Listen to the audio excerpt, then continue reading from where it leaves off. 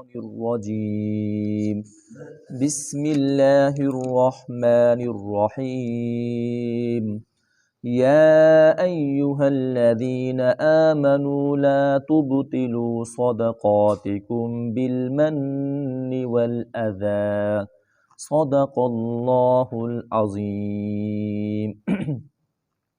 یا ایہا الذین آمنوا کا درس جاری ہے۔ کئی دن سے آپ حضرات کے سامنے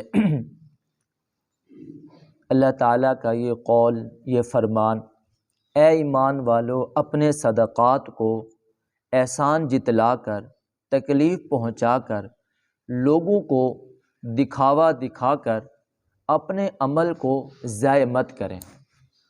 بندہ جو بھی عمل کرے اس میں اللہ تعالیٰ کی رضا ہونی چاہیے۔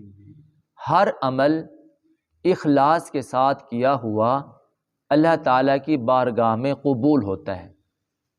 اخلاص کیا چیز ہے؟ اس کے بارے میں یہی ارشاد فرمایا گیا ہے، جب آپ اللہ کی اطاعت کریں تو مقصد اللہ کی رضا ہو۔ اگر اللہ کی اطاعت میں دکھاوا ہوگا تو وہ عمل اللہ کی بارگاہ میں قبول نہ ہوگا۔ حدیث پاک میں آتا ہے جب بندہ کوئی عمل کرتا ہے تو فرشتے اس کے عمل کو لے کر جاتے ہیں، تو پہلے آسمان کے فرشتے کہتے ہیں تم کون سا عمل لے کر جا رہے ہو؟ تو پھر وہ اس کے عمل کو دیکھتے ہیں، کیا اس میں اللہ کا اخلاص پایا جاتا ہے کہ نہیں پایا جاتا، اس میں ریا تو نہیں، اس میں دکھاوا تو نہیں۔ اس کے عمل کو ٹٹولا جاتا ہے۔ اگر اس میں اللہ کی رضا ہوتی ہے تب اس کو اوپر جانے کی اجازت ہوتی ہے۔ اگر اس عمل میں اللہ کی رضا شامل نہ ہو، دکھاوا مقصود ہو، تو فرمایا وہی عمل اسی جگہ سے دوبارہ اس عمل کرنے والے کے چہرے پر مار دیا جاتا ہے۔ تو اخلاص ضروری ہے۔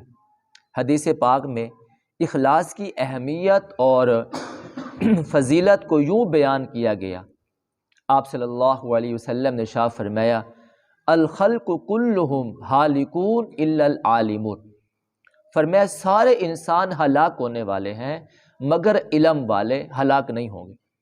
کیوں؟ علم روشنی ہے اور علم کے ذریعے بندہ غلبہ حاصل کرتا ہے، جبکہ جہالت کے ذریعے انسان کمزور ہو جاتا ہے۔ ہمیں جو جانوروں پر اور باقی مخلوقات پر جو فضیلت حاصل ہے وہ علم کی وجہ سے ہے، علم کی روشنی کی وجہ سے۔ انسان اور حیوان میں یہی فرق ہے۔ اب انسان کو اللہ تعالیٰ نے جو غلبہ عطا کیا ہے، یہ شیر کو پکڑ لیتا ہے، اسے سکھاتا ہے، گدھے پہ سوار ہو جاتا ہے، گھوڑے پہ سوار ہو جاتا ہے، یہ اس علم کی وجہ سے ہے۔ اس نے اپنے علم سے ان چیزوں کو اپنے تابع کر لیا ہے، مسخر کر لیا۔ تو فرمایا علم والے جو ہیں وہ ہلاک نہیں ہوں گے، باقی ساری کی ساری مخلوق جو ہے وہ ہلاک ہو جائے گی۔ پھر آپ صلی اللہ علیہ وسلم نے ارشاد فرمایا العالمون کلہم ہالکون الا العاملون، عالم بھی سارے کے سارے ہلاک ہو جائیں گے مگر وہ عالم، مگر وہ علم والا جس کو جو اپنے علم پر عمل کرتا ہوگا۔ وہ شخص ہلاک نہیں ہوگا۔ علم تو حاصل کر لیا لیکن علم پر عمل نہ کیا تو یہی علم اس کو کوئی فائدہ نہ دے گا۔ علم کے بعد فرمایا کہ عمل ہے، علم کے بعد انسان اپنے علم پر عمل کرے۔ پھر آپ صلی اللہ علیہ وسلم نے فرمایا العاملون کلہم ہالکون الا المخلصون، سارے عامل بھی ہلاک ہو جائیں گے مگر اخلاص والے ہلاک نہیں ہوں گے۔ کیونکہ بندہ عمل تو کرتا ہے لیکن اگر اس میں اخلاص نہیں ہوگا تو وہ عمل بھی قبول نہیں ہوگا۔ تو فرمایا عامل بھی، عمل کرنے والے بھی ہلاک ہو جائیں گے مگر جو اخلاص والے ہوں گے وہ ہلاک نہیں ہوں گے۔ پھر حدیث پاک میں ارشاد فرمایا گیا یہ اخلاص بھی خطرے میں ہے، اس لیے کہ اگر اخلاص کے ساتھ غرور آ گیا تب بھی انسان کا عمل ضائع ہو جائے گا۔ اخلاص کو خراب کرنے والی چیز غرور ہے، تکبر ہے۔ جب بندہ مخلص ہو جاتا ہے تو اخلاص کے بعد پھر اس میں غرور آ جاتا ہے۔ تو صحابہ کرام نے فرمایا اللہ کے رسول پھر اس طرح تو سبھی لوگوں کے لیے ہلاکت و بربادی ہے۔ آپ صلی اللہ علیہ وسلم نے ارشاد فرمایا ہاں اللہ اپنے فضل و کرم سے جس کے عمل کو قبول کر لے تو اس کی مہربانی ہے، اگر نہ کرے تو اس کا اپنا فضل ہے، اس کا اپنا کرم ہے، اس کا اپنا عدل و انصاف ہے۔ صحابہ کرام نے پوچھا اللہ کے رسول کیا آپ بھی اللہ کے فضل سے جنت میں جائیں گے؟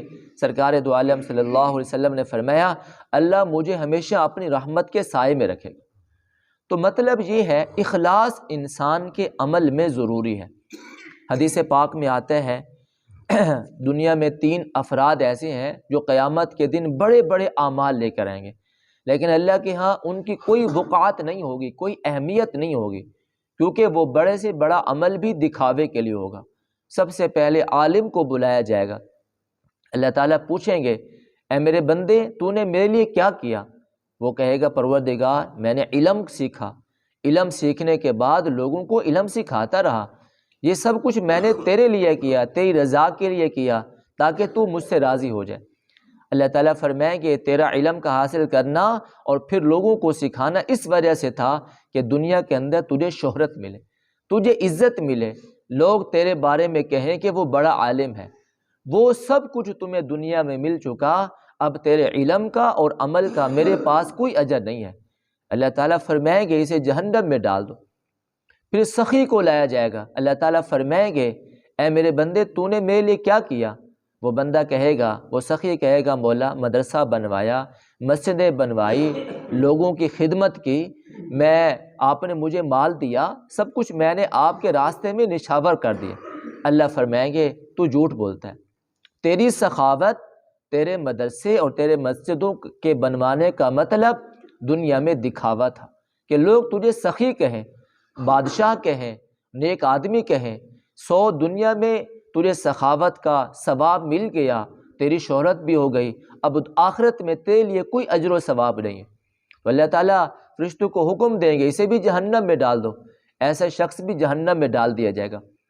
پھر ایک اور آدمی لایا جائے گا، اللہ تعالیٰ فرمائیں گے تو نے میرے لیے کیا عمل کیا؟ وہ کہے گا مولا جان تو نے مجھے دی تھی، میں نے اپنی جان تیرے راستے میں قربان کر دی، میرے جسم کے ٹکڑے ٹکڑے ہو گئے، آپ دیکھ رہے ہیں میرے ہاتھ کاٹے گئے، میرے پاؤں کاٹے گئے، میرے جسم کے ٹکڑے ٹکڑے کیے گئے، میں نے بڑی تکلیف برداشت کی، یہ سب کچھ میں نے تیرے لیے کیا، میں اپنی جان کو قربان کر کے آیا ہوں۔ اللہ تعالیٰ فرمائیں گے تیرا یہ عمل میرے لیے نہیں تھا، بلکہ اس لیے تھا کہ تو میدان جہاد میں مارا جائے اور لوگ تجھے شہید کہیں، تیری واہ واہ ہو، دنیا میں تیرا چرچا ہو، دنیا میں تیرا نام ہو۔ تو اللہ تعالیٰ فرمائیں گے یہ عمل دکھاوے کے لیے تھا، میرے لیے نہیں تھا، میری رضا کے لیے نہیں تھا۔ اللہ تعالیٰ شہید کو بھی جہنم کے اندر ڈال دیں گے، حالانکہ عالم کی بھی بڑی فضیلت ہے، سخی کی بھی بڑی فضیلت ہے، شہید کی بھی بڑی فضیلت ہے۔ آپ صلی اللہ علیہ وسلم ارشاد فرماتے ہیں جب بندہ شہید ہوتا ہے تو پہلے خون کے قطرے کے زمین کے پر گرنے سے پہلے ہی اللہ تعالیٰ اس شہید کے گناہوں کو معاف کر دیتا ہے۔ شہید جب جنت میں جائے گا اللہ تعالیٰ پوچھیں گے تجھے کوئی خواہش؟ وہ کہے گا مولا جو مزہ دنیا میں تیرے راہ میں کٹنے میں تھا وہ تیری جنت میں بھی نہیں ہے، مولا ایک بار مجھے دنیا میں واپس بھیج دے تاکہ میں تیرے راستے میں بار بار کاٹا جاؤں، بار بار شہید کیا جاؤں، اتنا بڑا مقام شہید کا۔ لیکن وہ اس کا عمل اس لیے ضائع ہو جائے گا کہ اس نے یہ عمل اللہ کی رضا کے لیے نہ کیا ہوگا۔ یہ بڑے اعمال ہیں۔ پھر آپ صلی اللہ علیہ وسلم نے 3 چھوٹے چھوٹے اعمال کا ذکر کیا کہ اللہ تعالیٰ کی رضا کے لیے وہ عمل کیے گئے تو اللہ تعالیٰ نے ان کی وجہ سے ان لوگوں کے لیے آسانی پیدا کر دی۔ آپ صلی اللہ علیہ وسلم ارشاد فرماتے ہیں 3 آدمی جا رہے تھے، بارش آئی، غار میں چلے گئے، غار کے اندر چھپ گئے، غار کا دروازہ بند ہو گیا۔ اب تینوں نے اللہ تعالیٰ کے سامنے دعائیں پیش کرنا چاہی، ہر ایک نے اپنا اپنا عمل پیش کیا۔ تو ایک آدمی نے کہا اللہ اے میرے پروردگار آپ جانتے ہیں میرا والد اور میری والدہ بوڑھی تھی اور میں بکریاں چرایا کرتا تھا، جب بھی میں دودھ نکالا کرتا تھا سب سے پہلے اپنے والدین کو پلایا کرتا تھا۔ ایک دن جب میں دیر سے آیا تو میرے والدین سو چکے تھے اور ادھر سے میرے بیوی اور بچے رو رہے تھے بھوک اور پیاس کی وجہ سے، لیکن میں ساری رات اسی انتظار میں رہا جب تک میں اپنے والدین کو دودھ نہیں پلاؤں گا اپنی اولاد کو بھی نہیں پلاؤں گا۔ مولا میں ساری رات جو کھڑا رہا تیری رضا کے لیے کھڑا رہا۔ اللہ تعالیٰ نے اس عمل کی وجہ سے اس کے لیے آسانی پیدا کر دی، غار کا تھوڑا سا دروازہ کھول دیا گیا۔ پھر دوسرے آدمی نے عمل پیش کیا، مولا آپ جانتے ہیں ایک میرے پاس مزدور آیا، اس نے مزدوری لیے بغیر چلا گیا، میں نے اس کی مزدوری سے ایک گائے کو خریدا، اس کا ایک ریوڑ بن گیا، پھر وہ آدمی آیا اور اس نے آ کر مجھ سے اپنی مزدوری طلب کی، میں نے سارا ریوڑ اس کو دے دیا، مولا یہ سب تیری رضا کے لیے تھا۔ اللہ تعالیٰ نے اس غار کے دروازے کو مزید کھول دیا۔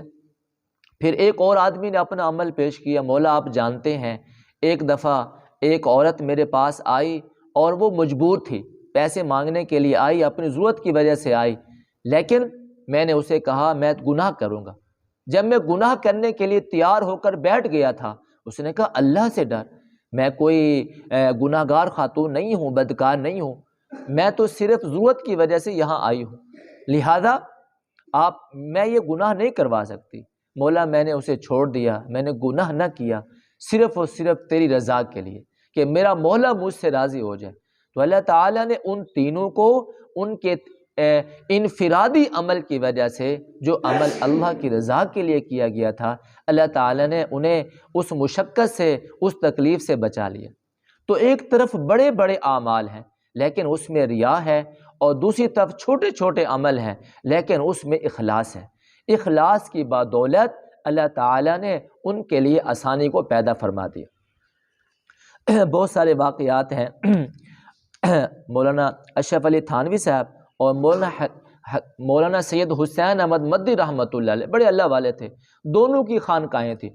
ایک آدمی حضرت حسین مدنی رحمۃ اللہ علیہ کے پاس چلا گیا، کہنے لگا حضرت آپ بڑے نرم ہیں، آپ بڑے شفیق ہیں، آپ بڑے مہربان ہیں، آپ لوگوں کی مہمان نوازی کرتے ہیں اور خدام کی بڑی خدمت کرتے ہیں، جبکہ مولانا اشرف علی تھانوی صاحب کی خانقاہ میں بڑی سختی ہے، کوئی نظم و ضبط کا خیال نہیں کرتا تو آپ اس کو خانقاہ سے نکال لیتے ہیں۔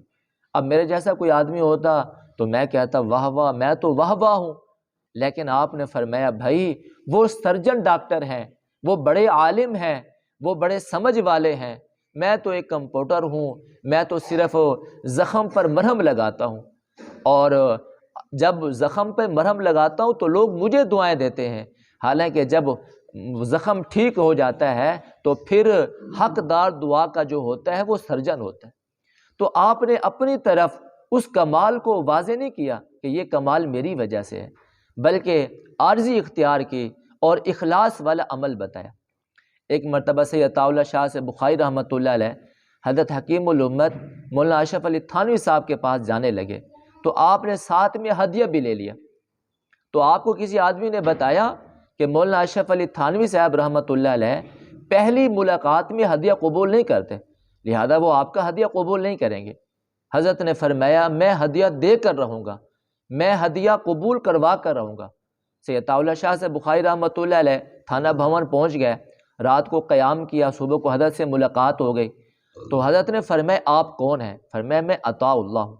چہرے سے پہچان چکے تھے، حشاست سے، بشاست سے، آپ کے علم و ہنر سے، عقل سے اور حسن و جمال سے پہچان چکے تھے کہ آپ سید عطا اللہ شاہ سے بخاری ہیں۔ لیکن آپ نے فرمایا، سید عطا اللہ شاہ سے بخاری نے فرمایا حضرت میں ہدیہ لے کر آیا ہوں، اس کو قبول فرما لیں۔ حضرت نے فرمایا میں پہلی ملاقات میں ہدیہ قبول نہیں کرتا۔ تو سید عطا اللہ شاہ سے بخاری نے فرمایا میرے والد نے مجھے نصیحت کی تھی جب بھی کسی کے پاس جاؤ تو ہدیہ لے کر جاؤ، تو میں تو اپنے والد کی نصیحت پر عمل کرتے ہوئے ہدیہ لے کر آیا ہوں۔ تو حکیم الامت نے ارشاد فرمایا میرے والد نے بھی مجھے نصیحت فرمائی تھی پہلی ملاقات میں کسی سے ہدیہ نہیں لینا۔ اب دونوں حضرات اپنے اپنے علم کے مطابق سوالات و جوابات کر رہے ہیں۔ حکیم الامت نے فرمایا آپ آرام کریں، دوپہر کا کھانا کھائیں، ظہر کے بعد ملاقات ہوگی۔ ظہر کے بعد جب ملاقات ہوئی تو حضرت سید عطا اللہ شاہ سے بخاری نے بیان فرمایا، تقریر فرمائی، تقریر کے بعد فرمایا حضرت اس ہدیہ کو قبول فرما لیں۔ حضرت نے فرمایا آپ صرف زبان سے ایک مرتبہ خود کہہ دیں میں سید عطا اللہ شاہ بخاری ہوں۔ جب یہ لفظ حضرت حکیم الامت نے فرمایا کہ آپ اپنی زبان سے کہہ دیں کہ آپ سید ہیں، تو سید کا حکم میرے لیے ماننا ضروری ہے۔ تو آپ کی آنکھوں میں آنسو آ گیا، فرمایا میں اپنی زبان سے تو نہیں کہہ سکتا کہ میں سید ہوں۔ سید ہونا بڑے اعزاز کی بات ہے، میں تو گناہ گار بندہ ہوں، میں اپنی زبان سے سید کا لفظ نہیں نکال سکتا۔ آنکھوں سے آنسو بھی نکل رہے تھے، رو بھی رہے تھے۔ تو آپ نے حضرت حکیم الامت سے فرمایا، حضرت بس میرا ہدیہ قبول فرما لیں، مجھے اپنی زبان سے سید کا لفظ نہ کہنے دیں۔ آپ نے بڑی عاجزی کی، کیونکہ آپ کے زندگی میں اخلاص تھا۔ تو حکیم الامت نے فرمایا، میں آپ کے ہدیے کو قبول فرماتا ہوں۔ یہ تھی میرے بھائی ہمارے بزرگوں میں اخلاص کی دولت۔ آج ہماری زندگی میں اخلاص نہیں ہے، ہم صرف و صرف دکھاوا چاہتے ہیں۔ تو اللہ تعالیٰ فرماتے ہیں تم جو بھی عمل کرو اللہ کی رضا کے لیے کرو۔ اخلاص کیسے حاصل ہوگا؟ آخری بات ذکر کرنا چاہتا ہوں، اخلاص حاصل ہوگا نیت کے ساتھ۔ جب ہم جو بھی عمل کریں اس میں نیت کو ٹھیک کر لیں۔ اگر ہماری نیت ٹھیک ہوگی تو ہمارا عمل بھی ٹھیک ہو جائے گا، اگر نیت ٹھیک نہیں ہوگی تو عمل بھی ٹھیک نہ ہوگا۔ ایک بزرگ نے فرمایا، میں ایک اللہ والے کی صحبت میں رہا، 8 سال میں نے نیت کو ٹھیک کرنے کا طریقہ سیکھا کہ نیت کس طرح ٹھیک ہوتی ہے۔ اب دیکھیں ایک آدمی کسی سے قرضہ لیتا ہے، اب اس کا واپس کرنے کا ارادہ نہیں ہوتا تو یہ قرضہ نہیں ہوتا، یہ چوری ہوتا ہے۔ اب نیت کا فرق ہے، ایک آدمی نیت کو ٹھیک کرتا ہے، میں قرضہ لوں گا اور پھر واپس بھی کر دوں گا، اب اس کی نیت ٹھیک ہے، اس کی نیت اور ہے، اب اس کی وجہ سے وہ قرضہ ہو گیا۔ دوسرے آدمی نے اس طرح نیت کی کہ میں یہ قرضہ لے رہا ہوں پھر واپس نہیں کروں گا، یہ چوری ہو گیا۔ نیت کی وجہ سے قرضہ بھی بنا، نیت کی وجہ سے چوری بھی بنا۔ تو اس نے فرمایا میں 8 سال ایک بزرگ کی صحبت میں رہ کر نیت ٹھیک کرنے کا طریقہ سیکھتا رہا، بس نیت ٹھیک ہو جائے عمل بھی ٹھیک ہو جائے گا۔ اور دوسری بات یہ ہے کسی اللہ والے کی صحبت میں رہیں، جب اللہ والے کی صحبت میں رہیں گے تو انسان کے اعمال بھی ٹھیک ہو جائیں گے۔ حضور صلی اللہ علیہ وسلم کے ساتھ رہنے والے صحابہ کی تعریف اللہ تعالیٰ نے قرآن کریم میں فرمائی، یبتغون فضلا من اللہ ورضوانا، وہ اللہ کے فضل اور اللہ کی رضا کو تلاش کرتے ہیں۔ یہ فضل اور رضا کی تلاش کہاں سے ملی؟ اللہ کے نبی صلی اللہ علیہ وسلم کی صحبت کی برکت سے ملی۔ اور تیسری چیز علماء کہتے ہیں اللہ کے حضور دعا کرتے رہیں، مولا میری اصلاح فرمائے، میری نیت کو ٹھیک فرمائے، مجھے اخلاص کی دولت نصیب فرمائے۔ اللہم انی اعوذ برضاک من سخطک، یہ دعا پڑھتے رہیں۔ علماء کرام فرماتے ہیں جو آدمی یہ 3 عمل کر لے گا، کسی اللہ والے کی صحبت اختیار کرے گا، اللہ کے سامنے دعائیں کرے گا، اپنی نیت کو ٹھیک کر لے گا، اللہ تعالیٰ اسے اخلاص کی دولت عطا فرمائیں گے۔ تو اللہ تعالیٰ بھی ارشاد فرماتے ہیں اے ایمان والو، ریا کو استعمال نہ کرو، اخلاص کو استعمال کرو، جو کام بھی کرو اللہ کی رضا کے لیے کرو۔ اللہ تعالیٰ ہم سب کو سمجھنے کی، عمل کی توفیق عطا فرمائے۔